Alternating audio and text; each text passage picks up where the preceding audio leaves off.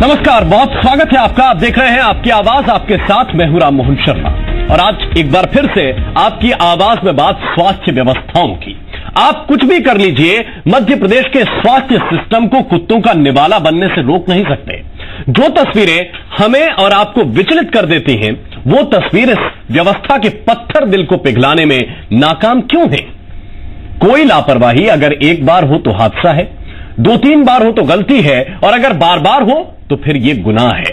हां, मध्य प्रदेश में अब गुनाह हो रहा है। एक बार फिर एक नवजात का शव कुत्तों ने नोच लिया, और अब इसका ठीकरा एक दूसरे के सिर पर फोड़ने की रस्म भी अदा की जा रही है। लेकिन इस सवाल का जवाब देने के लिए कोई तैयार नहीं है कि सिस्टम का शव आखिर कुत्ते कब तक नोचेंगे। कोई मियाद तो बता दे कि व्यवस्था आखिर इस दिन सुधर जाएंगी। गलतियां होती हैं, होती रहें, लेकिन कोई मैकेनिज्म यह भी बनाया जाए कि कम से कम ये बड़े बड़े गुनाह होने से तो रोक लिए जाएं।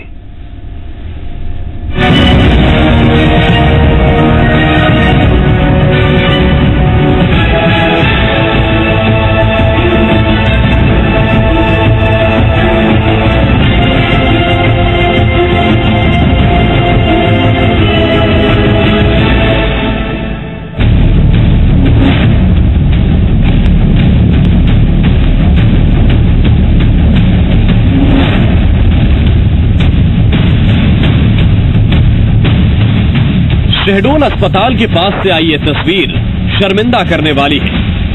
बस हम लोग बैठे हुए थे तो उधर से कुत्ता आया और कुत्ता दबाया था मुंह में बच्चा, और इधर से हम लोग दागने लगे कि अंदर नहीं लेके आए, तो उधर भी लोग थे तो छोड़ के चला गया।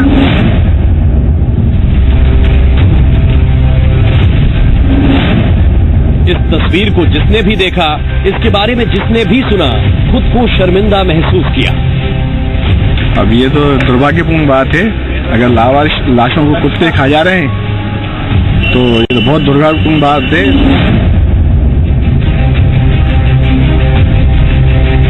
ये तो बहुत गलत बात है ना। अगर बच्चों की लाशों को कुत्ते खा रहे हैं, चूहे बिल्ली खा रहे हैं, तो ये बहुत गलत बात है। सरकार को कदम उठाना चाहिए इसके ऊपर, थोड़ा सोचना चाहिए। सरकार देख ही नहीं रही, ध्यान ही नहीं दे रही है।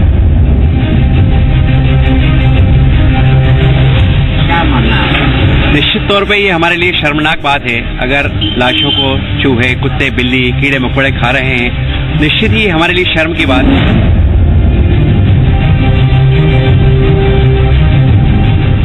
अगर शर्म किसी को नहीं आती तो वो है हमारा सिस्टम, जो बार बार होती ऐसी घटनाओं का आदी सा हो चुका है। दरअसल शहडोल जिला अस्पताल के ठीक पीछे मौजूद कॉलोनी में उस वक्त सब हैरान रह गए जब लोगों ने एक नवजात बच्चे के शव को कुत्ते के जबड़े में फंसा देखा। लोगों ने फौरन शव को कुत्ते से छुड़ाकर पुलिस को मामले की जानकारी दी। दबाया था मुंह में बच्चा, और इधर से हम लोग दागने लगे कि अंदर नहीं लेके आए, तो उधर भी लोग थे तो छोड़ के चला गया। और ये कहाँ से बच्चा आया होगा? अस्पताल कैंपस तो बगल में है आपके। क्या लगा? ये तो बाउंड्री ही है जी। तो क्या लग रहा है आपको? यहीं से आया होगा, नीचे से ही आया होगा। बाउंड्री है बगल से हमारी। कितने दिन का नवजात रहा होगा? वही एक ही दिन का था, पैदाइशी ही थी, आजकल का बच्चा ही था। कॉलोनी के लोग साफ साफ बता रहे हैं कि कुत्ता अस्पताल कैंपस से ही नवजात का शव लेकर आया, लेकिन CMHO साहब की दलील ये है कि नवजात का शव तो अस्पताल कैंपस से बाहर मिला। जिला चिकित्सालय कैंपस में ऐसा कोई बच्चा नहीं पाया गया, और इसकी पुष्टि उन्होंने पुलिस विभाग से भी की। पुलिस विभाग को बताया गया कि कैंपस में नहीं, कैंपस के बाहर का बच्चा पाया गया है, कैंपस में ऐसा कोई बच्चा नहीं मिला है। ये बात एकदम सही है कि बच्चे का शव अस्पताल के कैंपस से बाहर मिला, लेकिन ये अभी तक साफ नहीं है कि नवजात के शव के साथ इस सलूक का जिम्मेदार कौन है। स्थानीय लोग अस्पताल प्रबंधन को जिम्मेदार मान रहे हैं, तो पुलिस अभी मामले की जांच में लगी हुई है। इन सब के बीच हम भी अपनी पड़ताल में जुटे हैं और ये सवाल पूरे सिस्टम से पूछ रहे हैं कि इस नवजात का शव कुत्ते का निवाला कैसे बन गया। इस सवाल का जवाब एक बार हमें फिर वही मिला जिसे सुनने की आदत हमें और आपको हो चुकी है। कैसे तेरे वहाँ से बाहर नवजात का शिशु कैसे आ गया, ये हम पता करेंगे। हमारी जानकारी में बहुत संवेदनशील है मामला ऐसा कि बच्चे की सुरक्षा तो होनी चाहिए, और मैं इसकी पूरी जानकारी लूंगा और अगर कोई दोषी पाएंगे तो कार्रवाई जरूर करेंगे। हाँ, ये मामला संवेदनशील है और जांच के बाद दोषियों पर कार्रवाई होगी, लेकिन कांग्रेस इतने भर से मानने के लिए तैयार नहीं है। शहडोल के साथ कुछ पुरानी दिल दहला देने वाली घटनाओं के सहारे अब कांग्रेस स्वास्थ्य मंत्री का इस्तीफा मांग रही है। स्वास्थ्य मंत्री इतने निर्लज हैं कि उनको शर्म भी नहीं आती और अपने पद पर बने हुए हैं, उनको तो तत्काल इस्तीफा दे देना चाहिए। उनकी स्वास्थ्य डिपार्टमेंट के ऊपर कोई पकड़ नहीं है, सिवा भ्रष्टाचार के कोई दूसरा काम इस विभाग के अंदर नहीं है। कांग्रेस ने इस्तीफे की मांग की तो बीजेपी ने कांग्रेस को मानसिक इलाज कराने की ही नसीहत दे डाली। संवेदनशील घटनाओं पर जांच होना चाहिए, जांच होने पे जो संबंधित अधिकारी या कर्मचारी उन पर कार्रवाई होना चाहिए। मंत्री का इस्तीफा या सरकार में मुखिया का इस्तीफा, मैंने कहा ना कि कांग्रेस मानसिक रूप से प्रताड़ित हो चुकी है, परेशान है, बीमार है। उनको अपनी सेवा रूपी इलाज लेकर जनता की सेवा करके और अपनी मनोस्थिति को ठीक करना चाहिए। मध्य प्रदेश में बड़े बड़े मुद्दों पर जवाब सीधा नहीं मिलता।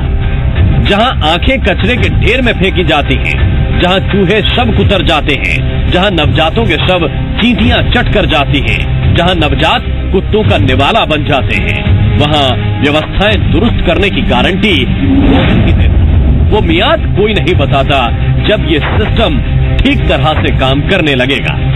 ऐसा कोई महीना नहीं गुजरता जब स्वास्थ्य विभाग की बदरंग हकीकत हमें ना झकझोरती हो, लेकिन अफसोस कि ऐसी तस्वीरें भी हुकूमत के लिए शर्मिंदगी का सबब नहीं बनती।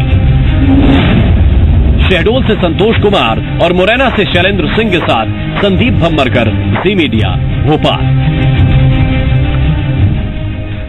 और इसी पर चर्चा करने के लिए एक बहुत ही खास पैनल हमारे साथ जुड़ा हुआ है। हमारे साथ कांग्रेस पार्टी के विधायक शैलेंद्र पटेल जी इस वक्त मौजूद हैं। बहुत बहुत स्वागत है शैलेंद्र पटेल जी आपका। हमारे साथ प्रकाश मीरचंदानी जी मौजूद हैं, भारतीय जनता पार्टी के प्रवक्ता हैं। बहुत बहुत स्वागत है प्रकाश जी आपका। हमारे साथ दीप्ति सिंह जी मौजूद हैं, सामाजिक कार्यकर्ता हैं आप। दीप्ति जी आपका भी बहुत बहुत स्वागत है। डॉक्टर एसके सक्सेना साहब हमारे साथ इस वक्त मौजूद हैं, रिटायर्ड सिविल सर्जन हैं आप। बहुत बहुत स्वागत है डॉक्टर सक्सेना आपका भी। और साथ ही मेरे सहयोगी शरद श्रीवास्तव इस वक्त ग्वालियर से हमारे साथ सीधे जुड़े हुए हैं और कई लोग भी उनके साथ मौजूद हैं।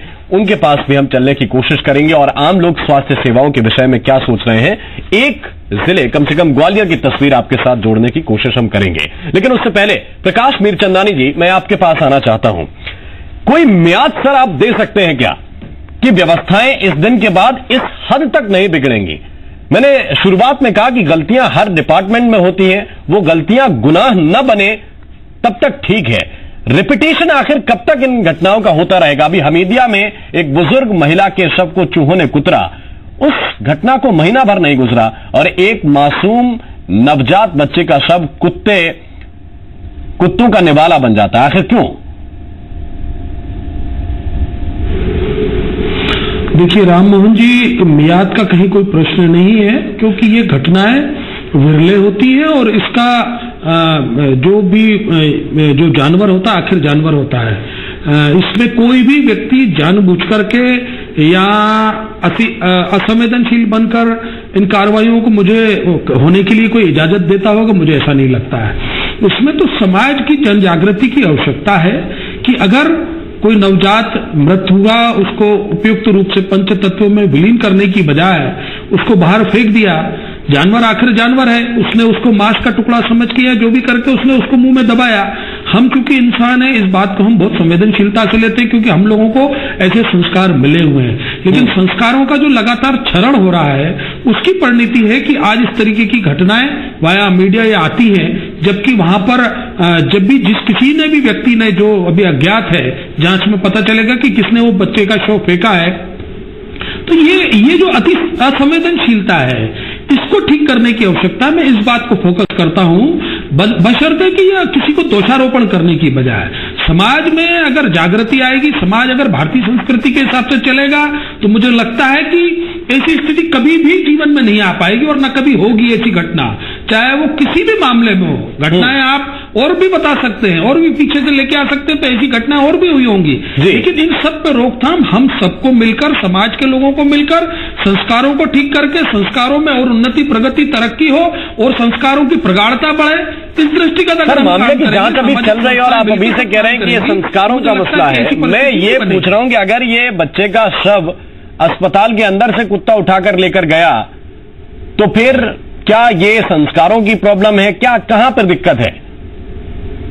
क्योंकि कई बार तो ऐसा हुआ है, इंदौर के अंबाई अस्पताल के बर्न यूनिट से बच्चे का शव उठा ले गया था कुत्ता। मैं अगर सुनिए ना राममोहन जी, अगर मैं इस बात पे कोई भी सफाई, तर्क, प्ली कुछ भी दूंगा तो जो समाज हम सबको देख रहा है वो बोलेगा कि ये व्यक्ति असंस्कारित व्यक्ति, असभ्य व्यक्ति है। तो मुझे लगता है कि इस पे तो केवल वो बात होना चाहिए, सफाई देना या तर्क वितर्क करना या वकीलों के समान मैं उसमें कोई प्ली दूं कि ये तो साबित ही नहीं हुआ कि बाहर मिला कि अंदर मिला, ये ठीक नहीं है, ये बात बिल्कुल ठीक नहीं है। हमारी जिम्मेदारी भी है, इसमें कहीं कोई शंका नहीं है, कोई शंका नहीं है, लेकिन बशर्ते यह है कि जो व्यक्ति जिसके गर्भ से ये बच्चा आया उसमें वो संस्कारों की कमी क्यों रही? अगर कोई भी परिस्थिति थी, वो बच्चा पैदा भी हुआ था या मृत भी पैदा हुआ था, तो उसका विधिवत संस्कार करके और उसको पंचतत्व में विलीन करने के लिए उसका क्रियाक्रम करना अत्यंत आवश्यक था, बशर्ते कि उसको कचरे में फेंकना या अस्पताल में छोड़ना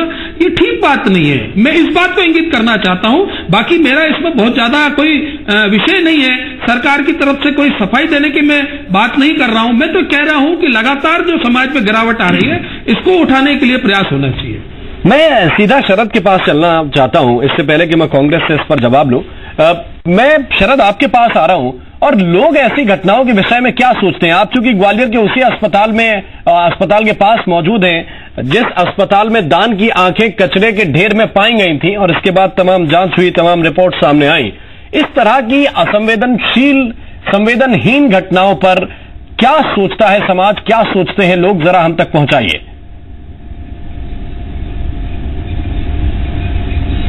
हाँ बिल्कुल, देखिए राम, आपने सही कहा कि ये वही ग्वालियर के अस्पताल है जहां पर जो दान की आंखें हैं वो कचरे में मिलती हैं और जिंदा मरीज तक के जो पैर हैं वो चूहे को उतर जाते हैं। हमारे साथ कुछ लोग मौजूद हैं, हम उनसे पूछेंगे कि आखिरकार जब ऐसी तस्वीरें सामने आती हैं कि कोई कुत्ता किसी बच्चे की डेड बॉडी को दबा के चला जाता है, किसी मरीज का पैर चूहे को उतर देते हैं, दान की आंखें कचरे में फेंक दी जाती हैं, आपको क्या लगता है कि आखिरकार क्या स्थिति है प्रदेश में स्वास्थ्य सेवाओं की? प्रदेश में स्वास्थ्य सेवाओं की स्थिति बहुत ही दयनीय है। प्रशासन को भी इस बारे में पूर्ण रूप से वाकिफ है, लेकिन कोई कार्रवाई नहीं कर रहा। प्रशासन मूक दर्शक बन के देखता रहता है। डॉक्टरों की लॉबी जो है बहुत सक्रिय है, 15-15 साल से एक ही स्थान पर जमे हुए हैं, ट्रांसफर नहीं होते। इवन जिनके खिलाफ भ्रष्टाचार की शिकायतें हैं उनको प्रमोशन भी अधीक्षक बना दिया जाता है। तो ऐसे में कैसे कल्पना कर सकते हैं कि स्वास्थ्य सेवाएं बेहतर हो? अच्छा, ये बताइए कि आप लोगों को कभी खींच आती है, ये लगता है कि बार बार ऐसी तस्वीरें आती हैं, कभी मुख्यमंत्री अस्पतालों में निरीक्षण के लिए पहुंच भी जाते हैं, तो बावजूद इसके हालात नहीं सुधरते, क्यों आखिरकार? ये हम अक्सर देखते हैं कि हमारे जो गवर्नमेंट की अथॉरिटीज हैं वो विजिट करती हैं और उनको कई बार दिखते हैं कि उनको वहां कमियां दिखती हैं, लेकिन उन पर कोई प्रॉपर एक्शन नहीं होता है। उसके ऊपर बराबर मॉनिटरिंग होना चाहिए, जिसके खिलाफ केस बनता है उस पर एक्शन होना चाहिए। इवन इसमें लोकल एडमिनिस्ट्रेशन जो है उसको इस पर मॉनिटरिंग करना चाहिए, क्योंकि बाहर से अथॉरिटीज आगे देख के चली जाती है। इनको प्रॉपर मॉनिटरिंग लोकल अथॉरिटीज को करना चाहिए और उस पर एक्शन होना चाहिए। जब तक एक्शन नहीं होगा ये इंप्रूवमेंट नहीं हो सकता। अच्छा, आप बताइए कि आपको क्या लगता है कि क्यों ऐसा बार बार ऐसा क्यों होता है? ऐसी तस्वीरें सरकारी अस्पतालों में ही क्यों सामने आती हैं? आपने भी एक क्वेश्चन किया था कि जैसे कि मुख्यमंत्री या मंत्री कोई भी हॉस्पिटल में जाके राउंड लेते हैं, तो ठीक है, भोपाल के अंदर बैठ के हमीदिया हॉस्पिटल में तो राउंड ले सकते हैं। जैसे आज का लेटेस्ट मुद्दा सामने है शेड्यूल का, और अभी 4 दिन पहले ग्वालियर में तो स्थिति जो हो रही है कि चूहे मरीजों के पैर को उतर जाते हैं, कुत्ते बॉडी को उठा ले जाते हैं, आंखें कचरे में पड़ी हुई हैं। और एक घटना सबसे बड़ी बात है, ग्वालियर के कमिश्नर महोदय अभी कल ही हॉस्पिटल का निरीक्षण करते हैं और ड्यूटी डॉक्टर मौजूद नहीं रहती। तो समझ में नहीं आ रहा है आखिर डर किसका है डॉक्टरों को?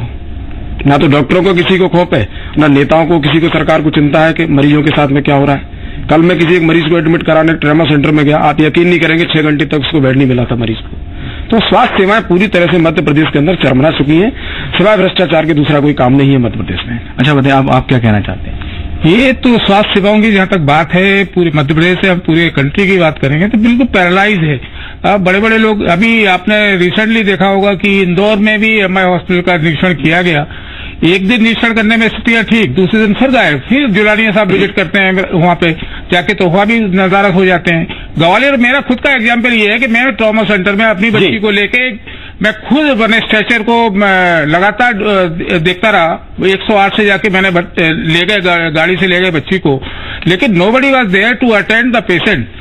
खुद ही स्ट्रेचर को ले जा रहे हैं, कोई नहीं, कुछ नहीं है, किसी हमने सुना सबके अपने तजुर्बे हैं, क्या सबकी अपनी जानकारियां और तजुर्बों के आधार पर वो अपनी अपनी बात को रखने की कोशिश कर रहे हैं कि किस तरह से स्वास्थ्य सेवाओं को लेकर जनता सोच रही है। अब मैं शैलेंद्र पटेल जी आपसे ये जानना चाहता हूं, क्यों आखिर गंभीरता नजर नहीं आती, और खासतौर से ऐसे मसले जहां पर शव के साथ किस तरह का सलूक होना चाहिए, चाहे वो वयस्कों के शव हो, चाहे वो बच्चों के शव हो। कई बार ये भी मसले आते हैं कि शव वाहन लोगों को नहीं मिलते, लोग अलग अलग साइकिल पर रखकर, छोटी छोटी गाड़ियों पर रखकर शव घर तक ले जाते हैं। इन मामलों को लेकर आखिर सरकार क्यों गंभीरता नहीं दिखा रही? मैं अपनी बात एक शेर से शुरुआत करना चाहता हूं। अभी हमारे काबिल दोस्त मीर चंदानी जी कह रहे थे, वो शेर इस तरीके है अमीर मुनाई का कि आपको अपने मरीजों का ख्याल अच्छा है, आपको अपने मरीजों का ख्याल अच्छा है, हम मर जाते हैं तुम कहते हो हमारा हाल अच्छा है। प्रदेश में जो आज हालात है स्वास्थ्य विभाग की, भी यही हाल है। कैग की रिपोर्ट ने इसको बखूबी कहा है कि मध्य प्रदेश में जो मेडिकल की हालतें हैं वो बद से बदतर है। रही बात आज शव मिलने की, शव को कुत्ते खाने की, वो लगातार मध्य प्रदेश में ऐसी घटनाएं होती जा रही हैं, और उसके जो कारण में हमें जानना पड़ेगा। वो सबसे बड़ा कारण है कि जो सिक्योरिटी की जो सेवाएं हैं, जो सफाई की सेवाएं हैं, वो मध्य प्रदेश सरकार ने वो आउटसोर्सिंग पे दे दी है। और जो आउटसोर्सिंग के जो काम है वो अधिकतर मंत्री और अफसरों के तालमेल से उन्होंने अपनी कंपनियां, अपनी प्राइवेट फर्म्स बना रखी हैं, वो आउटसोर्सिंग का उन्होंने काम किया। और जो शवगृह के हालात हैं, अगर राममोहन जी आप देखेंगे तो कोई शवगृह के आसपास भी नहीं जा सकता, इस तरह की भीषण बदबू उसमें होती है। सिक्योरिटी के कोई इंतजामात उसमें नहीं होते हैं। और तो और मध्य प्रदेश की जो हालात है, अगर एक शव को अगर एक दिन भी रखना हो तो मध्य प्रदेश में शायद ही कोई सा सरकारी अस्पताल आज की तारीख तक में है कि जहां पर डेड बॉडी को प्रिजर्व करके 1 या 2 दिन तक रखा जा सकता है। और इनके लिए गंभीर चिंतन की आवश्यकता है। विधानसभा में भी ये मुद्दे उठे हैं और मैंने भी अशासकीय संकल्प लाने का प्रयास किया था कि अगर डेड बॉडी होती है तो उन्हें किस तरीके से प्रिजर्व रखा जाए, लेकिन अभी तक सरकार इसके इंतजामात नहीं कर पाई है। और तो और दिन पे दिन, क्योंकि जो सरकारी अस्पताल में है, हम सभी जानते हैं कि जो प्रदेश का गरीब आदमी है वो सरकारी अस्पतालों में मजबूरीवश जाना चाहता है। जो घर से अच्छे हैं वो तो कहीं ना कहीं प्राइवेट अस्पतालों में चले जाते हैं, उनकी देखरेख हो जाती है, लेकिन जो गरीब आदमी है, आम आदमी है, उसको सरकारी अस्पतालों को वास्ता पड़ता है। और तो और आज प्रदेश की हालत यह है, आज शव की बात करूं कि मैं जिंदा लोगों की बात करूं। आज मैं सीहोर जिले से आता हूं, राममोहन जी आप जरा समझिएगा उस बात को। मुख्यमंत्री का गृह जिला है और लगभग पिछले 6 महीनों में दर्जनों प्रसूता महिलाओं की वहां पर मृत्यु हो चुकी है और वहां पे डॉक्टरों के इंतजामात नहीं है। हम जब अधिकतर अधिकारियों से जब बात करते हैं तो वो कहते हैं कि प्रदेश में डॉक्टरों की कमी है, अगर इनके ऊपर कार्रवाई होगी तो नए डॉक्टर कहां से लेकर आएंगे। आज प्रदेश में जहां 8000 डॉक्टर होना चाहिए वहां लगभग 3200 डॉक्टरों की कमी है। बिल्कुल सही कह रहे हैं। और ये कमी है और कमी लंबे वक्त से है, कमी है। इनको भरने के लिए क्या कदम उठाया जा रहा है और क्या इसी तर्क के आधार पर कि डॉक्टर कम है आप अपनी सिस्टम को ढकने की कोशिश करते रहेंगे? ये भी एक सवाल है, इस पर भी मैं जवाब दूंगा, लेकिन उससे पहले दीप्ति सिंह जी, आप किस तरह से इन घटनाओं को देखती हैं? किसकी जिम्मेदारी आखिर माने हम? क्योंकि मीर चंदानी साहब तो कह रहे हैं कि ये लोगों के संस्कारों की कमी है, संस्कारों को लोगों को समझना चाहिए, या फिर वाकई ऐसे जगहों पर जहां पर शव रखे जाते हैं या शव दफनाने की जो व्यवस्था है उन जगहों पर लापरवाहियां न हो, इस पर भी गंभीर कदम उठाने की जरूरत है?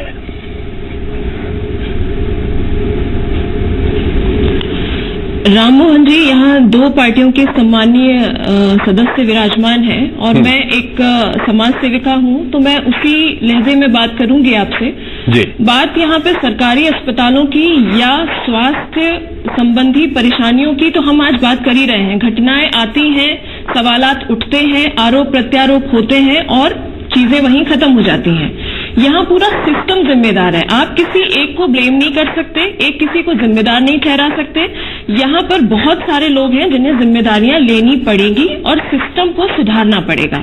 हम बात कर रहे हैं आज स्वास्थ्य से रिलेटेड, आज हम लोग बात कर रहे हैं। कभी मुद्दा उठता है शिक्षा को लेकर, कभी मुद्दा उठता है स्वास्थ्य को लेकर, कुछ घटनाएं होती हैं, आप लोग अपनी जिम्मेदारियां उठाते हैं, हम लोगों तक आप अपनी बात पहुंचाते हैं, और ताकि हमें पता चले कि समाज में क्या क्या हो रहा है। जिस तरह आप अपनी भूमिका अच्छे से निभा रहे हैं, क्या हर व्यक्ति अपनी भूमिका अच्छे से नहीं निभा सकता?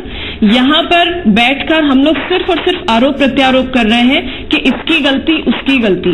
गलती किसकी है उसको निकाला जाए और गलती को सुधारने के कयास लगाए जाएं, ना कि यहाँ पे एक पार्टी दूसरी पार्टी को आरोपित करे और ये कहे कि इस पार्टी ने ऐसा नहीं किया या उस पार्टी ने ऐसा नहीं किया।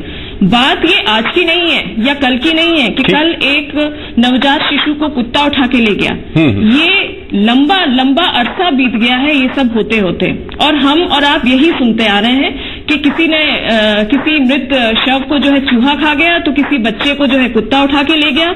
ये आज की नई कहानी नहीं है, ये बहुत बरसों से चला आ रहा हो, चाहे वो किसी भी सरकार, कोई भी सरकार रही हो, चाहे कांग्रेस रही हो, चाहे बीजेपी रही हो।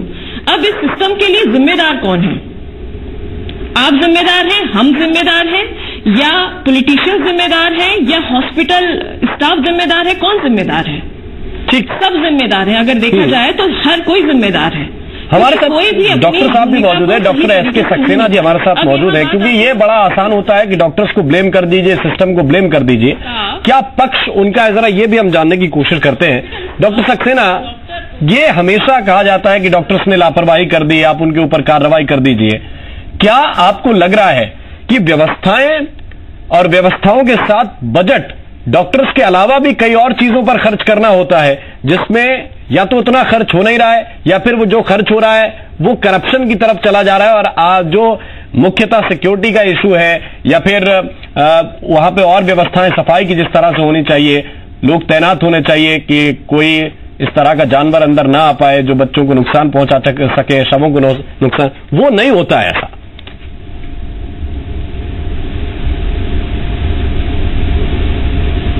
देखिए, ऐसा है, ये एक हृदय विदारक घटना तो है ही, इसके कई मानवीय पहलू भी हैं और कई प्रशासनिक पहलू भी हैं। हमें बड़े गंभीर रूप से पार्टी लेवल से ऊपर उठ के इन बातों में सोचना होगा, क्योंकि आज जो स्थिति बनी है उसके लिए दोनों पार्टियां जिम्मेदार हैं, बराबर रूप से दोनों जिम्मेदार हैं, चाहे वो कांग्रेस हो और चाहे वो बीजेपी हो।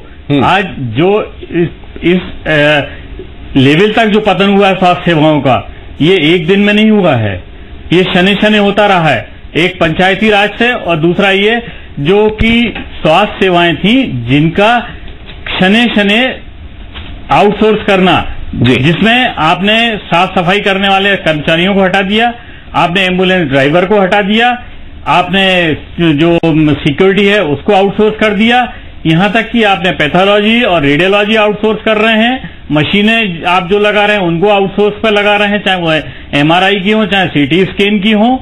आप यहां तक कि डॉक्टर्स और उनको चलाने के लिए उन चीजों को ठेके पे दे रहे हैं। ठीक, जब आप सभी चीज ठेके पे दे रहे हैं तो डॉक्टरों की तो पूरी डॉक्टर जो है पूर्ण रूप से अधिकार विहीन हो गया, वो किस चीज को क्या देखेगा? जब आपने सारी चीजें आउटसोर्स कर दी और फिर जवाबदेही आप पूछे कि डॉक्टर और सर्जन की क्या जवाबदेही है, अस्पताल चला रहे हैं, तो काफी मुश्किल होता है ये कार्रवाई करना सरकार के लिए भी, क्योंकि आप भी जानते हैं कि कहां डॉक्टर्स बंधे हुए हैं और किस चीज के लिए। भाई दवाइयां आप ऑनलाइन करते हैं, किसके लिए नहीं है। एक छोटा सा ब्रेक यहां पे हम ले रहे हैं, ब्रेक के बाद ये जरूर एक तस्वीर के जरिए आपको दिखाने की कोशिश करेंगे कि व्यवस्थाएं और अव्यवस्थाएं ये सिस्टम का हिस्सा हैं, लेकिन जब अव्यवस्थाएं सामने हो उसके बाद नेता मंत्री करते क्या हैं?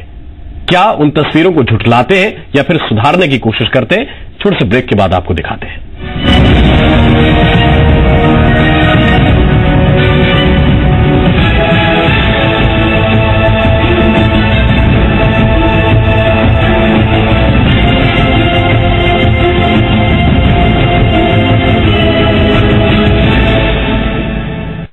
प्रायोजक हैं पतंजलि सौंदर्य फेस वॉश, सुंदर ओजपूर्ण व कोमल त्वचा के लिए प्रकृति का वरदान। लक्स इन्फर्नो क्विल्टेड थर्मल, जितनी सर्दी बाहर उतनी गर्मी अंदर। इंडिगो PU इनेमल पेंट, नीलकमल अब प्लास्टिक फर्नीचर से कहीं ज्यादा। और सिग्नेचर ब्लैंकेट्स के बिना आपकी लाइफस्टाइल अधूरी है। टूथपेस्ट बेचने वाली जिन विदेशी कंपनियों ने दातुन, चारकोल, नीम, हल्दी व नमक आदि प्रकृति के तत्वों को दांतों के लिए हानिकारक बताकर इनका मजाक उड़ाया था और हमें असभ्य बताकर केवल केमिकल से बने टूथपेस्ट का प्रचार करके करोड़ों लोगों के दांतों के साथ खिलवाड़ किया, वही ब्रांड अब नीम, नमक व चारकोल आदि के नाम पर आपकी इमोशनल ब्लैकमेलिंग कर रहे हैं। आप ऐसे छल कपट करने वालों के झांसे में आएंगे या फिर दंत कांति एडवांस्ड अपनाएंगे? राज्य शासन द्वारा प्रदेश में डिजिटल पेमेंट को बढ़ावा देने के लिए पोस्टर, स्लोगन और जिंगल्स प्रतियोगिता का आयोजन किया जा रहा है। पोस्टर, स्लोगन और जिंगल्स प्रत्येक श्रेणी में 15-15 हजार रूपए के प्रथम पुरस्कार और 10-10 हजार के द्वितीय पुरस्कार दिए जाएंगे। यह पुरस्कार भिलाई में 9 जनवरी को और बिलासपुर में 13 जनवरी को आयोजित डीजी धन मेले में दिए जाएंगे। दुर्ग संभाग के प्रतिभागी 9 जनवरी से पहले तथा सरगुजा और बिलासपुर संभाग के प्रतिभागी 13 जनवरी 2017 से पूर्व चिप्स की वेबसाइट www.chips.gov.in में लॉगिन कर प्रविष्टियां भेज सकते हैं। जनसंपर्क विभाग, छत्तीसगढ़ शासन द्वारा प्रसारित। सपने तो सभी देखते हैं, कुछ प्रशासनिक अधिकारी बनने का तो कुछ शासकीय जॉब पाने का। उनके सपनों की उड़ान के लिए हम माध्यम बनते हैं। कौटल्या अकेडमी, सफलता का प्रवेश द्वार। अपने सपनों को उड़ान दो। जब बात हो कम कीमत में ज्यादा धुलाई की, तो मैं विश्वास करती हूँ सिर्फ विदिशा डिटर्जेंट पर। तो आप भी लाइए विदिशा डिटर्जेंट पाउडर व केक। विदिशा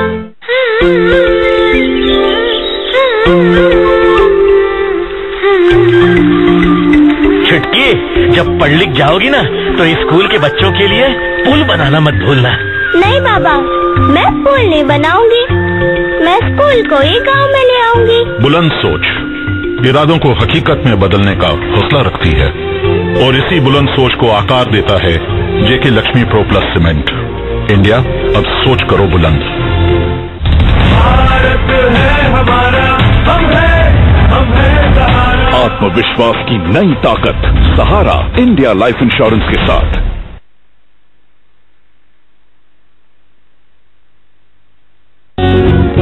पतंजलि पेश करता है नीम, एलोवेरा, हल्दी, चंदन, गुलाब इत्यादि जड़ी बूटियों से निर्मित बाथ सोप। इसमें जड़ी बूटियों के साथ 40% शुद्ध नारियल तेल व वनस्पति ऑयल्स का संतुलित मिश्रण है। इससे मिलती है आपकी त्वचा को कुदरती कोमलता एवं सुंदरता। सपने तो सभी देखते हैं, कुछ प्रशासनिक अधिकारी बनने का तो कुछ शासकीय जॉब पाने का। उनके सपनों की उड़ान के लिए हम माध्यम बनते हैं। कौटल्या अकेडमी, सफलता का प्रवेश द्वार। अपने सपनों को उड़ान दो। जनवरी 2017 में होने वाले स्वच्छता सर्वेक्षण में आओ हम सब मिलकर इंदौर को नंबर 1 बनाएं।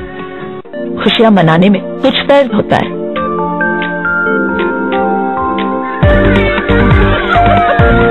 पर इस दर्द से रुकना क्यों? एक्सपर्ट है ना। वॉलोनी, डॉक्टर्स का भरोसेमंद। इसका quick absorb nano gel formula बिना मसाज के दे आपको इंस्टेंट और लंबा आराम। वॉलोनी, इसके आगे दर्द क्या चीज है? जैसे मेरा बैट है खास मेरे लिए, वैसे ही वैल्वोलिन इंजन ऑयल है परफेक्ट मैच इंजन के लिए। Change to Valvoline, be unstoppable.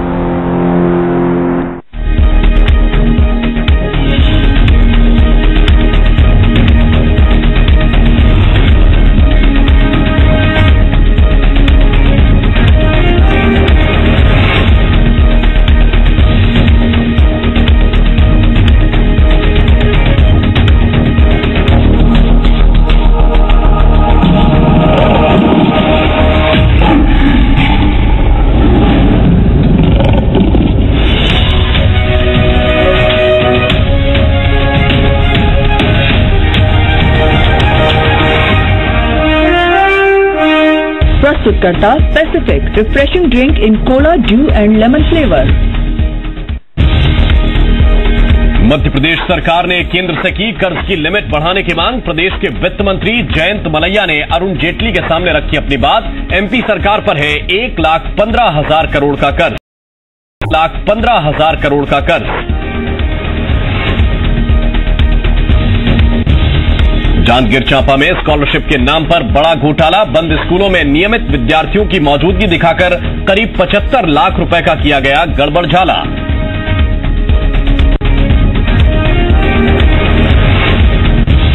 Dantewada में पुलिस ने 1 लाख के 2 इनामी समेत 3 नक्सलियों को किया गिरफ्तार। धनुष बाण और पटाखे बरामद। जिला पुलिस बल और सीआरपीएफ की संयुक्त टीम ने की कार्रवाई।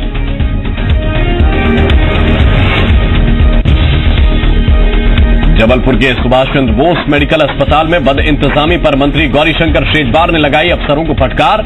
अचानक दौरे में मिली थी कई अव्यवस्थाएं।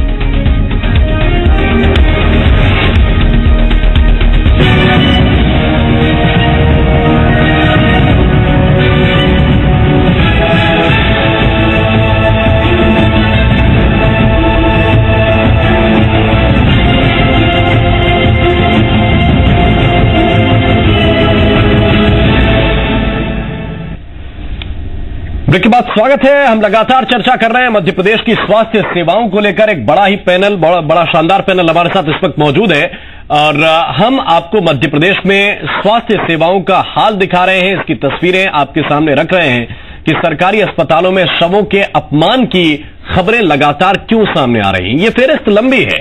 कभी किसी बुजुर्ग महिला के शव की आंखों को चूहा कुतर लेता है, कभी किसी बच्ची के शव को चींटियां खा लेती हैं, कई बच्चों के शवों को कुत्ते नोच लेते हैं।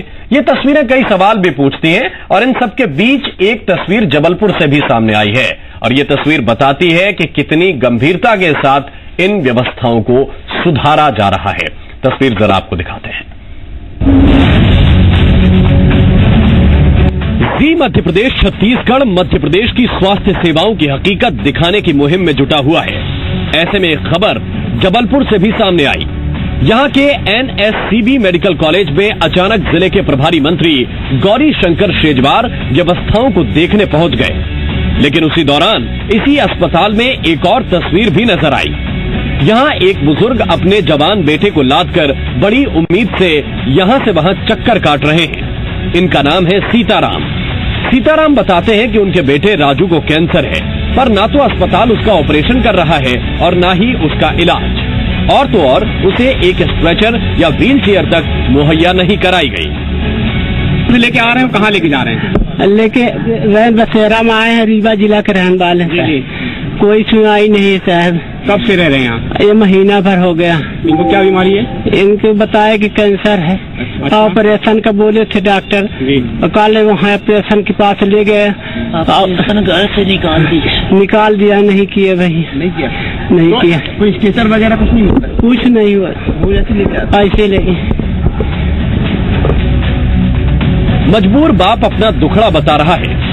उम्र हो चली है, ताकत बची नहीं है, सांसें जवाब दे रही हैं, पर जैसे तैसे हाँफते हुए आप बीती बता दी। तस्वीरें आपने देख ली, दुखड़ा आपने सुन लिया, लेकिन जब यही तस्वीरें और सवाल लेकर हम मंत्री जी के पास पहुंचे और पूछा कि आपके सामने ही ये क्या हो रहा है, तो जरा सुनिए मंत्री जी क्या बोले। ये बयान जरा लंबा है, लेकिन सुनवाना जरूरी है। आपकी उपस्थिति में ये तस्वीर सामने आई है। मैंने तो नहीं देखा भाई। कैमरे में कैद है मीडिया? नहीं, आपने जो भी कैमरे में कैद किया हो, कैमरा की जो भी तस्वीर है वो एक अलग चीज है, लेकिन प्रक्रिया और वस्तु स्थिति अलग चीज है। मैं किसी डॉक्टर को बचा नहीं रहा। और हम इस नाम बताइए आप उनका, पेशेंट का। देखिए, रैन बसेरे में रहना एक अलग विषय है और अस्पताल में भर्ती होना एक अलग। देखिए भाई, बहस नहीं, आप अपनी बात कहिए, मैं अपनी बात। अब मैं समझ लो, रैन बसेरे में रहना और उसकी वीडियोग्राफी करना ये एक अलग विषय है, और हॉस्पिटल में एडमिट पेशेंट और उसके कागजात और हर चीज को देखना और उसके बाद निर्णय लेना ये अलग विषय है। व्यवस्था है किसी। मेरा तो एक इसमें निवेदन है कि पत्रकार, वीडियोग्राफी करने वाले और फोटोग्राफर ये अपने आप में स्वयं अपनी आचार संहिता बनाए कि उन्हें कहाँ जाना है और कहाँ नहीं जाना है। इससे ज्यादा मुझे इस पे कुछ नहीं। पूरे 1 मिनट के बयान में मंत्री जी ने सामने मौजूद हर मंजर को झुठला दिया, सीताराम को बाहरी बता दिया, पत्रकारों को ज्ञान फैला दिया। अपना दामन दागदार होता भला किसे अच्छा लगता है। तो साहब स्वास्थ्य व्यवस्थाओं की पोल खुलती देख मीडिया को ही नसीहत देने लगे। गौरीशंकर शेजवार का ये बयान बताता है कि मध्य प्रदेश में दम तोड़ते सिस्टम और आईसीयू में जा चुकी स्वास्थ्य सेवाओं में नई जान फूंकने के लिए साहब कितने संजीदा हैं।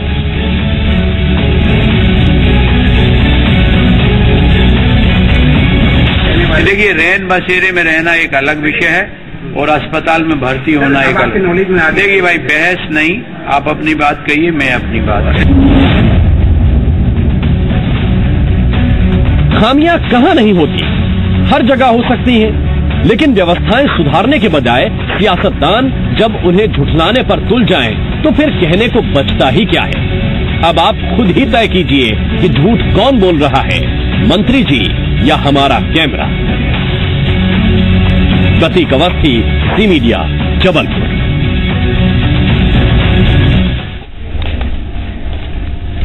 तो एक और तस्वीर हमने आपके सामने रखने की कोशिश की।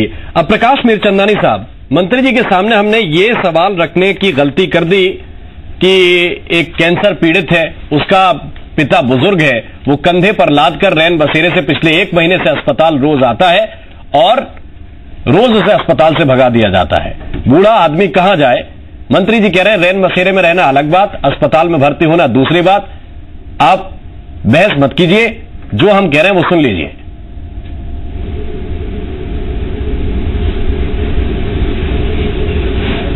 प्रकाश जी। अच्छा जी, राममोहन जी, ऐसा है, देखिए, जैसा आपके विजुअल्स में दिख रहा है और जो बता रहे हैं, मैं उसको झुठलाने की कतई कोई बात नहीं कर रहा हूं। हर व्यक्ति को पता है कि कैंसर का इलाज हर आम अस्पताल में नहीं होता है, उसके लिए स्पेशली अस्पताल होते हैं, कैंसर अस्पताल होते हैं और उसके स्पेशलिस्ट डॉक्टर भी होते हैं। ये तो हो गया अलग विषय। मैं इससे अलग एक दूसरी बात कहना चाहता हूं कि पिछले कई दशकों से जो स्वास्थ्य सेवाओं का व्यवसायीकरण जो हुआ है, जिसके कारण से लगातार व्यवसायीकरण के कारण से जो माफिया डेवलप हुआ और जिसके लिए जो पूर्ववर्ती सरकारों ने जिनको पाला पोषा उठाया बढ़ाया, आज वो एक ग्रोह के रूप में काम कर रहे हैं। हमारी भारतीय जनता पार्टी की सरकार उस ग्रोह को तोड़ते हुए तमाम स्वास्थ्य सेवाओं को सुदृढ़ करने की दृष्टि से अनेक योजनाएं ला रहे हैं। अपवाद स्वरूप ये सारी बातें आप कहेंगे, उसको स्वीकार करने में मुझे कहीं कोई गुरेज नहीं है, लेकिन आप ये देखिए कि जो गरीब के लिए जो स्वास्थ्य की सेवा सरकारी अस्पतालों में होना चाहिए, वो भारतीय जनता पार्टी की सरकारों ने कितनी ऊपर उठाई है। लगातार मुफ्त दवाएं देना, मुफ्त MRI करना, मुफ्त एक्सरे करना, तमाम चीजें। अपवाद स्वरूप कुछ अगर वाकयात घटित हुए हैं, उसके कारण से पूरे के पूरे स्वास्थ्य महकमे को या पूरे स्वास्थ्य के सिस्टम को दोषी करार करना, ये न्याय संगत नहीं है। आज जो पंचायत स्तर पर स्वास्थ्य केंद्र खुल गए हैं, ग्रामीण स्तर पर खुल गए हैं, अभी बड़ी बीमारियां जो आज हो गई हैं, उसके लिए भी स्पेशलिस्ट लिए जा रहे हैं, उसके लिए सरकारी अस्पतालों में व्यवस्थाएं की जा रही हैं। ये सारी की सारी मध्य प्रदेश सरकार की, भारतीय जनता पार्टी की सरकार की काबिल तारीफ काम है। इसका एक ये भी पहलू है, वो एक पहलू अलग है जिसको आप बता रहे हैं, उसको हम इनकार नहीं कर रहे हैं। इन सारी चीजों पर ठीक करने के लिए तमाम चीजें की जाएंगी और कर रहे हैं, क्योंकि सरकार में एक संवेदनशील मुख्यमंत्री है, संवेदनशील स्वास्थ्य मंत्री है, पढ़े लिखे स्वास्थ्य मंत्री है और तमाम ऐसे मंत्री जो सारे पढ़े लिखे हैं, युवा है, आगे बढ़ रहे हैं, काम कर रहे हैं। आज जैसे जो एक इश्यू बताया, एक विजुअल खींच के, और वहां मंत्री का, अब आप इसके एक विषय को देखा आपने कि वो पिता पुत्र को लाद के ले जा रहा है पीठ पर।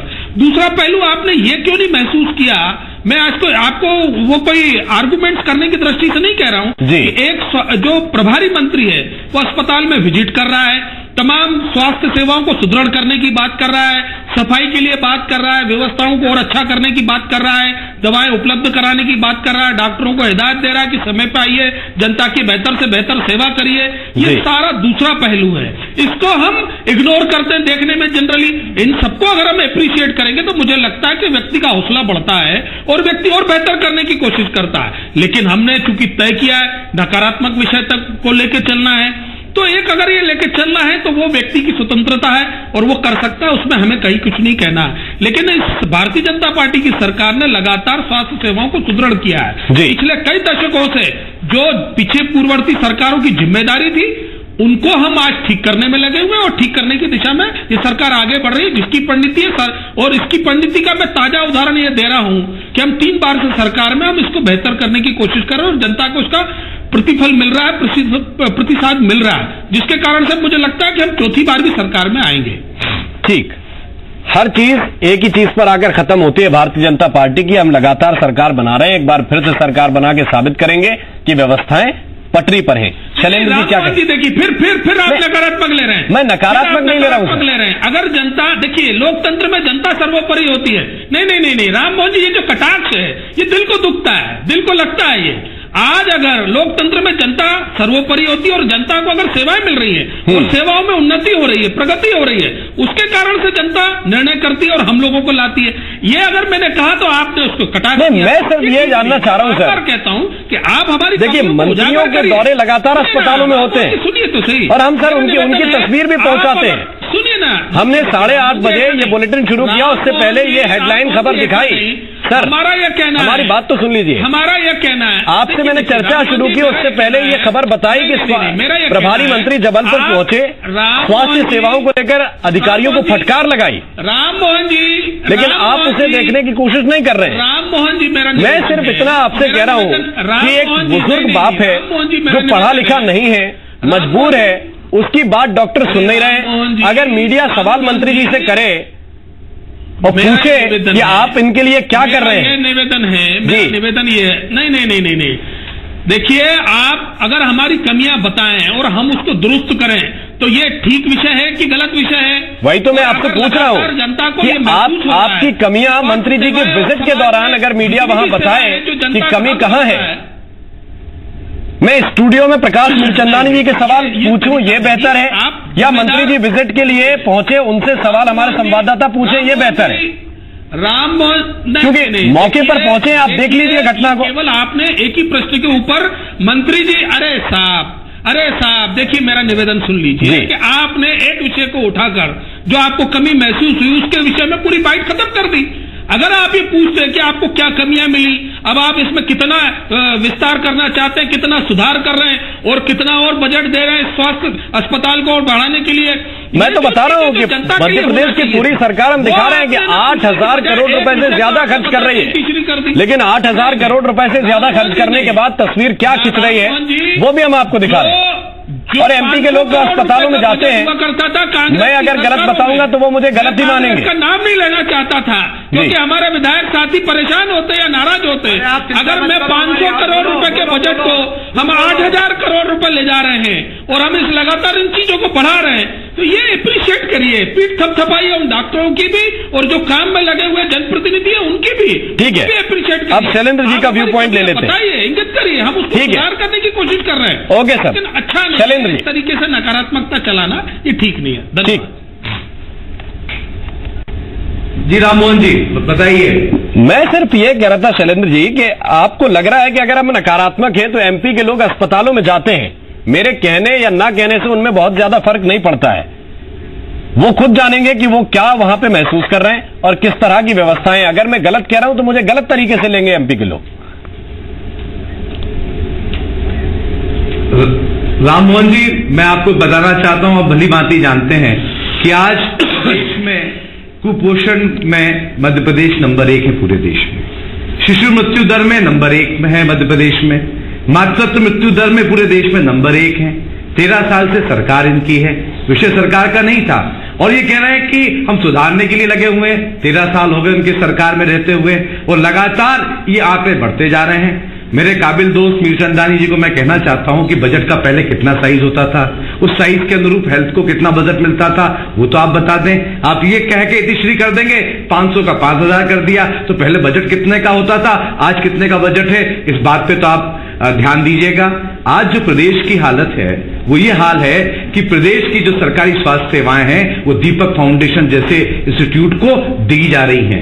झाबुआ में, जो कि गुजरात की एक फाउंडेशन है, एक एनजीओ है, 27 अस्पतालें दीपक फाउंडेशन को उन्होंने दे दी हैं। आज जो सरकारी अमला है स्वास्थ्य सेवाएं संभाल नहीं पा रहा है और बद इंतजामात के ये हालात हैं कि कोई भी आप सरकारी अस्पताल में जाएंगे, कोई जो जनसंख्या बढ़ती जा रही है और बढ़ती हुई जनसंख्या के साथ मरीजों की भी संख्या बढ़ती जा रही है। और जो ये आपने मामला बताया है उसमें जरा सा मैं आपको कहना चाहता हूं कि कैंसर पीड़ित जो पेशेंट होता है उसके एक इलाज के बाद उसको रेडियोग्राफी की जरूरत होती है, रेडिएशन की जरूरत होती है। और जब रेडिएशन की जरूरत होती है तो अस्पताल में रख के वो रेडिएशन नहीं दिया जाता है। वो कोई गांव देहात का अगर आदमी होता है तो रोज उस गांव देहात से अस्पताल नहीं आ पाता है, उसे कहीं ना कहीं रेन बसेरे में ही रुकना होता है। और जब रेन बसेरे में रुकता है तो रेन बसेरे से उसको अस्पताल के नजदीक होता है, वहां जाने की व्यवस्था नहीं है। अगर मीर चंदानी जी इससे कोई बात नहीं बताना चाहते हैं, छिपाना चाहते हैं, क्योंकि मैं आज गांव से आता हूं, बड़ी बात ये जानता हूं कि गांव का आदमी जब आपको डिस्टर्ब नहीं किया था। आप मेरी बात सुनिए, आप मेरी बात सुनिए मीर चंदानी जी, अस्पताल के अंदर कांग्रेस के बाद कभी रेन बसेरे नहीं बने। ये तो भारतीय जनता पार्टी की सरकारों ने रेन बसेरे बनाए अस्पतालों में, ताकि ग्रामीण इलाकों से जो लोग आए अरे रेन बसेरों में रहें और उनको स्वास्थ्य सेवाएं मिले और उनको पूरा इलाज मिले, इसलिए अस्पतालों के अंदर ही रेन बसेरे बनाए। आपकी सरकारों ने कभी रेन बसेरे अस्पतालों में नहीं बनाए। ये तो आप बताइए, ये भी जनता को बताइए, आप जनप्रतिनिधि हैं, कम से कम आप सच बोलिए। मैं कहीं कोई चीज छुपाने की बात नहीं कर रहा हूं, मैं तो वस्तु स्थिति है जो जनता को अवगत कराना चाहिए, आपका भी दायित्व है। मीर चंदानी जी, मैं जब तक आप बोल रहे थे मैं नहीं बोला ना, आप जरा सुनने की आदत डालिए। आप लोगों को सुनने की आदत नहीं, आप बोल लीजिए। जब आपके ऊपर सवाल उठता है तो आप कहते हैं कि नहीं, तो मानवता होना चाहिए, सुनने की आदत डालिए ना। मीर चंदानी जी, हम जब तक आप बोल रहे थे हम नहीं बोले, अरे जरा आप सुनने की आदत डालें। आप हर बात बोलिए, आप चुप तो होइए, मैंने वस्तु स्थिति बता, आप चुप तो हो जाइए। जी जी, आप जरा चुप रहिए, सुनने की आदत डालिए। सुनने की आदत जब तक नहीं होगी आप कैसे सीखेंगे? जी जी जी, रेन बसेरा कोई आज नहीं बनाए, ये पहले से रेन बसेरे की व्यवस्था है। और जब उस कैंसर पीड़ित की बात होती है, आदमी को जब कैंसर हो जाता है तो ये सोचता है कि मैं मरने की कगार पे हूं। एक बुजुर्ग आदमी अगर अपने जिंदा लड़के की अगर उसको उठा के ले जाता है, उससे शर्म की बात नहीं है। उस शर्म की बात में आप कह रहे हैं इस सरकार ने ये नहीं किया, उस सरकार ने ये नहीं किया, पूर्वोत्तर सरकार ने क्या किया? सवाल आप पे उठता है। 13 साल से आपकी सरकार है, अब इस प्रदेश में आज आपकी सरकार है, उसके बाद ये आप बात कर रहे हैं कि पहले वालों ने क्या नहीं किया। आप क्या कर रहे हैं वो बताइए। 13 साल पहले की बात होगी, उसका रिजल्ट हमें मिला, हम सरकार से बाहर हैं, आप आज सरकार के अंदर हैं, और उसके बाद इस तरह के बहाने अब बिल्कुल नहीं चलेंगे। इस प्रदेश के अंदर अश्ववाहन की व्यवस्था नहीं है। किसी गांव में जिले अस्पताल में किसी की मृत्यु हो जाती है तो साइकिल पे लाश ढोने की बात हो जाती है। एम्बुलेंस के ड्राइवरों को हटा दिया गया है क्योंकि हर चीज में प्राइवेटाइजेशन ला दिया है और आउटसोर्सिंग पे वो दिया जा रहा है। ठीक है, मेरी बात सुन लीजिए, उसके बाद आप बोलिएगा। और आज ये स्थिति है कि आज एक शव अगर किसी का होता है तो चंदा ले जाकर गरीब आदमी को उस शव को ले जाना चाहिए। क्या व्यवस्था है शव वाहन की? नगर निगमों की मैं बात नहीं करता, इंदौर, भोपाल, जबलपुर की, आज सीहोर, दमोह, दतिया, छिंदवाड़ा और छोटी जगह की मैं बात करता हूं कि वहां शव वाहन नहीं है। और तहसील स्तर की आप बात कर रहे हैं, दीप्ति सिंह जी उठा दी, एक ब्लॉक अस्पताल में एक डॉक्टर है, 3200 डॉक्टरों की कमी है। 13 सालों में आपने कितने डॉक्टर दिए ये बता दीजिए। और तो और जो डॉक्टर, ठीक है शैलेंद्र जी, हो गया आपका, डॉक्टर दिए हैं आज उन आपका पॉइंट हो गया सर में। आज मरीजों की हालत बहुत खराब है, उनकी जान खतरे में इस प्रदेश। दीप्ति जी आएंगे। राम मोहन जी, यहाँ 2 पार्टी के सम्मानीय सदस्य बैठे हुए हैं। जी जी जी बोलिए। राममोहन जी, आप सुन पा रहे हैं मुझे? जी बिल्कुल सुन रहा हूं। जी, तो आज मुद्दा जो उठाया गया है वो सिर्फ सरकारी अस्पतालों का है। क्यों? क्योंकि स्थिति सिर्फ सरकारी अस्पतालों की खराब नहीं है, स्थिति प्राइवेट हॉस्पिटल्स की भी खराब है। जी, आप जाके देखिए, प्राइवेट हॉस्पिटल्स का भी यही प्रॉब्लम है। और प्राइवेट हॉस्पिटल्स में भी सुविधाएं किसको अच्छे से दी जाती हैं वो आपको भी बेहतर पता है। सरकारी अस्पतालों में सुविधाएं किसको अच्छे से दी जाती हैं आप बहुत बेहतर जानते हैं। पर सरकारी अस्पताल जिनके लिए बनाए गए हैं, मेनली वो बनाए गए थे गरीब तबके के लोगों के लिए, जो कि प्राइवेट हॉस्पिटल्स का फीस अफोर्ड नहीं कर सकते थे, वहां जाके फीस नहीं दे सकते थे, वहां जाके इलाज नहीं करा सकते थे। अब यहाँ पे 2 पहलू तो आपने बताया कि मंत्री महोदय ने ऐसा कहा और मंत्री महोदय ने वैसा कहा। मैं यहाँ किसी को भी एक व्यक्ति को ना तो सही ठहरा रही हूँ ना गलत ठहरा रही हूँ। बात यह भी है कि आपने हमें दिखाया कि एक बुजुर्ग पिता अपने लड़के को कंधे पर लाद के लेके जा रहा है। क्या हमें ये पहलू पता है कि वो अंदर गया हॉस्पिटल में और वो व्हील चेयर के लिए पता करके आया?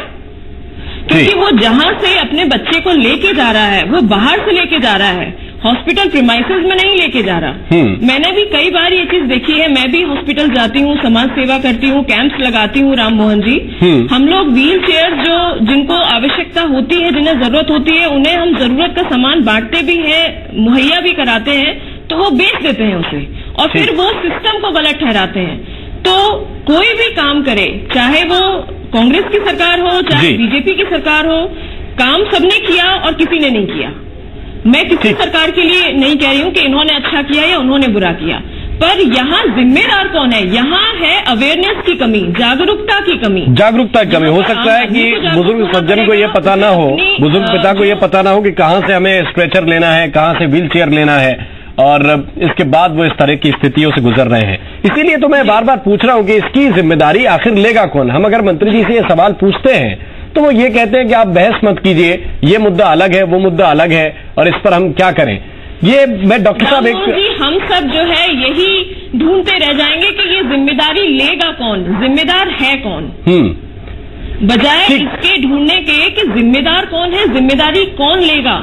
ठीक है, प्रकाश मीरचंदानी एक क्लोजिंग कमेंट आपकी तरफ से चाहेंगे सर। सरकारी हॉस्पिटल की जो की बात हो रही थी अभी कि हॉस्पिटल में डॉक्टर्स नहीं है, ये दुर्भाग्य रहा मध्य प्रदेश। जबकि सरकारी अस्पताल में हॉस्पिटल में डॉक्टर्स तो बनना चाहते हैं, वहाँ जो डॉक्टर्स प्रकाश जी एक क्लोजिंग कमेंट, समय बहुत कम है सर प्लीज। मिलती है वो नौकरी जो है सरकारी हॉस्पिटल में करते हैं राममोहन जी, और बाहर जाके क्लिनिक में जो है पेशेंट्स देखते हैं। ठीक, एक मिनट, मेरा निवेदन है कि ये मध्य प्रदेश का दुर्भाग्य रहा, जब से सत्ता से कांग्रेस बाहर हुई उसने इस मध्य प्रदेश को बदनाम करने के लिए जो भी गलत तरीके हो सकते हैं वो अपनाए, चाहे वो व्यापम का गलत मुद्दा उठाया जिसके कारण से मध्य प्रदेश की स्वास्थ्य शिक्षा की इतनी बदनामी हुई, उसमें डॉक्टरों के सिलेक्शन को लेकर जितनी बदनामियां हुई, उसमें स्वास्थ्य के स्टाफ को लेकर जितनी बदनामियां हुई, खोदा पहाड़ निकली चुहिया, कुछ नहीं मिला आज दिनांक तक। सीबीआई रटते रहे, सीबीआई ने कह दिया कि इसमें किसी का कोई रोल नहीं है, ये केवल एक जो लेकुना था, जो लीकेज था उसको दुरुस्त करने का विषय है, वो कर दिया गया। ये जो मध्य प्रदेश में कांग्रेस ने जितना सत्ता से बाहर रहने के कारण से जितनी दुश्मनी निभाई है, वो परिणति है कि मुझे लगता है कि कांग्रेस जो हमने जो नारा दिया था कांग्रेस मुक्त मध्य प्रदेश या कांग्रेस मुक्त देश, उसकी परिणति होने वाली है, ये हो ही रही है। ये मैं अपनी पीठ थपथपा नहीं रहा हूं या अपनी तारीफ नहीं कर रहा हूं, ये जो कांग्रेस ने लगातार जाने अनजाने में गलती की है कि सत्ता के विहीन होकर जो जिन्हें सत्ता के लिए परेशान रहे, चलिए सर, और उसके कारण से मध्य बहुत बहुत धन्यवाद, बहुत बहुत शुक्रिया खराब किया आप सभी मेहमानों का हमारे साथ इस चर्चा में शरीक होने के लिए। और मेरा ख्याल ये है कि कांग्रेस का ये सब कुछ किया हुआ नहीं है, ये इसलिए नहीं है क्योंकि अभी ताजा रिपोर्ट आई है कि कुपोषण के मामले में एमपी नंबर 1, ये 13 सालों में कांग्रेस ने नहीं किया। हाँ, ये जरूर है कि कांग्रेस मुद्दे उठाती है और वो उठाना विपक्ष की जिम्मेदारी है। अभी बाल मृत्यु दर को लेकर ताजा रिपोर्ट आई है, उसमें भी मध्य प्रदेश नंबर 1। 50 बच्चे ऐसे हैं जो अपना पहला जन्मदिन 1000 में से 50 बच्चे नहीं मना पाते। तो ये स्थितियां खुद में सरकार को समझनी होंगी। दूसरों पर जिम्मेदारियां डालना बड़ा आसान है और जिम्मेदारियां उठाकर उन्हें सुधारना एक दूसरी बात है। और इसी के साथ आपकी आवाज में बस इतना ही। आगे जरूर देखिए प्राइम टाइम।